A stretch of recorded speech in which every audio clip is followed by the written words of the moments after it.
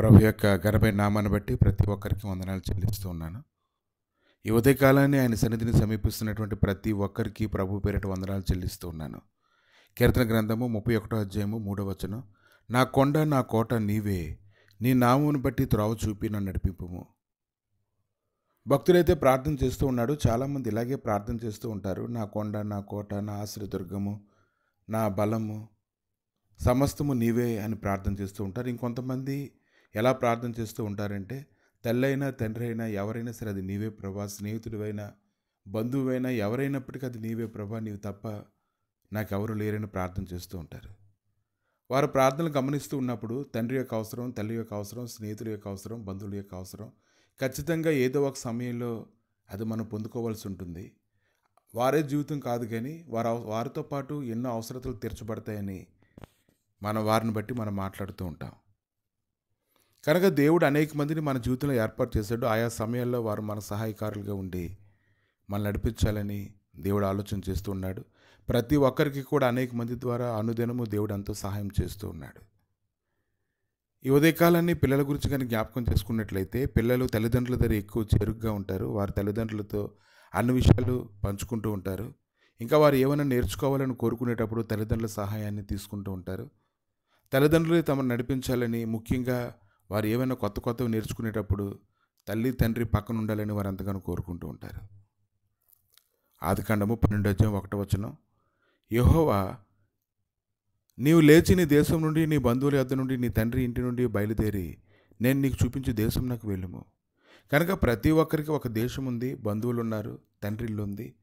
అక్కడి నుంచి ప్రభు ఎక్కడికైతే చెప్తున్నారో అక్కడికి వెళ్ళాలని ఆయన ఆజ్ఞిస్తూ ఉన్నారు. కనుక ఈరోజు ప్రతి ఒక్కరికి తల్లిదండ్రులు ఎంతో అవసరం. ఒక్కొక్క సమయంలో ఒక్కొక్కరి ద్వారా కార్యాలు అనేవి జరుగుతూ ఉంటాయి.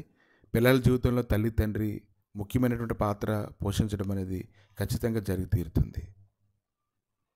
కనుక పిల్లలకి మీరు చూపించేటువంటి ఆదరణ కంటే ఎక్కువ ఆదరణ కావాలని వారు కోరుకుంటూ ఉంటారు.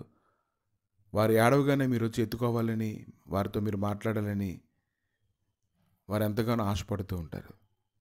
ఎందుకంటే వారు జీవం కలిగిన దేవుడిని ఎరగిన దినాలు అంతటి కాలం కూడా నీవే వారికి ఆశ్రయంగా ఉంటావు, నీవే వారి కోటగా ఉంటావు. వారి మనసు ఆయన వైపు తిరిగినప్పుడు, కొద్దిగా అన్ని గ్రహించుకునేటప్పుడు వారు కూడా నీలాగే దైవశ్రద్ధలోని ప్రార్థన చేసుకుంటూ ఉంటారు. కనుక పిల్లలు చదువుకోవాలన్నా, పిల్లలు ఎక్కడికైనా వెళ్ళాలన్నా, ఏదైనా చేయాలన్నా, వారికి ఏదైనా కావాలన్నా తల్లిదండ్రులను సంప్రదిస్తూ ఉంటారు. మీరైతే ప్రార్థన చేస్తూ ఉంటారు, నా కొండ నా కోట నీవే, నీ నామమును బట్టి త్రోవ చూపున నడిపించమని మీరు ప్రార్థన చేస్తుంటే, పిల్లలు అంటారు, మా మమ్మీ లేకపోతే నేను ఉండలేను, మా డాడీ లేకపోతే నేను ఉండలేనని వారు మాట్లాడుతూ ఉంటారు. కనుక పిల్లలు మీ మీద ఎక్కువగా ఆధారపడుతూ ఉంటారు. ప్రభువు కూడా పిల్లల్ని ప్రేమించగలిగేటువంటి మనసు తల్లిదండ్రులకు అనుగ్రహిస్తూ ఉంటారు. ఇంకా పిల్లవాళ్ళని అవసరతలు కూడా తీర్చడానికి దేవుడు వారికి ఎంతో కృపణిస్తూ ఉంటారు. పిల్లల్ని ఎలా నడిపించుకోవాలనేది తల్లిదండ్రులు ఖచ్చితంగా దైవసన్నిధిలో నేర్చుకోవాల్సినటువంటి అవసరం ఉంది. కనుక ఈరోజు చాలామంది తమ పిల్లల విషయంలోని దేవునికి అప్పగించేస్తే చాలు అనుకుంటూ ఉంటారు. కానీ చిన్నపిల్లలకి మాట్లాడడం రావాలి, చిన్నపిల్లలకు నడవడం రావాలి, చిన్నపిల్లలు ఎన్నో పనులు చేయాలి. వాటన్నిటికీ కూడా తల్లిదండ్రుల అవసరం ఎంతో ఉంది. కానీ చిన్నతనంలో తల్లిదండ్రులు అయితే పిల్లల్ని దేవుడికి అప్పగించేస్తూ ఉంటారు. వారు పెద్దవారు అయిన తర్వాత తాము ఏలుబడి చేస్తూ ఉంటారు. కానీ చిన్నతనంలో ఉన్నప్పుడు తల్లిదండ్రులు శ్రద్ధ తీసుకోవాలి. వారు ఎదుగుతూ ఉన్నప్పుడు దేవుడికి అప్పగించి వారు సరైన మార్గంలో నడిచేలాగా వారి పట్ల శ్రద్ధ తీసుకోవడానికి దేవుని దగ్గర గడుపుతూ ఉండాలి. మార్కు సువార్త 10వ అధ్యాయము 13 నుంచి 16 వచనాల్లో చూసినప్పుడు, తమ చిన్న బిడ్డలను ముట్టవలని కొందరు ఆయన వద్దకు వారిని తీసుకుని వచ్చి, అప్పుడు యేసుప్రభువు ఏం చేశారంటే ఆ బిడ్డలను కౌగిలించుకొని వారి మీద చేతులుంచి వారిని ఆశీర్వదించడాన్ని మనం చూస్తూ ఉన్నాం. కనుక ఈరోజు మీ పిల్లల విషయంలో మీరు శ్రద్ధ తీసుకోవాలి. మీ పిల్లల విషయంలో మీరు శ్రద్ధ తీసుకోవాలి. పిల్లల్ని ప్రతి విషయం నుంచి తప్పించాలి, కాపాడాలి, ఆదరించాలి, బలపరచాలి. ప్రతి విషయాన్ని సున్నితంగా తెలుసుకొని వారికి తగినట్లుగా నువ్వు సమాధానం వారు పొందుకునేలాగా నువ్వు చేయాలి. కనుక ఇప్పుడు పిల్లలు చిన్నవారికి ఉన్నప్పుడు నీ ప్రార్థనలు వేరు, వారి ప్రార్థనలు వేరు. వారు ఎక్కువ భాగం నీ మీద ఆధారపడుతూ ఉన్నారు కాబట్టి, ఎల్లప్పుడూ వారు నీతో ఉంటారు కాబట్టి వాళ్ళని మలిచేటువంటి అవకాశం నీకుంది. కనుక వారు మలచడానికి గాను దేవుడి సన్నిధిలో మోకరించి ప్రార్థన చేయాలి. ఎంతోమంది తల్లిదండ్రులు గంటల తరబడి వారు మోకరిస్తూ ప్రార్థన చేస్తూ ఉంటారు. తమ పిల్లల యొక్క భవిష్యత్తు గురించి ఎంతగానో కన్నీరు కారుస్తూ ఉంటారు.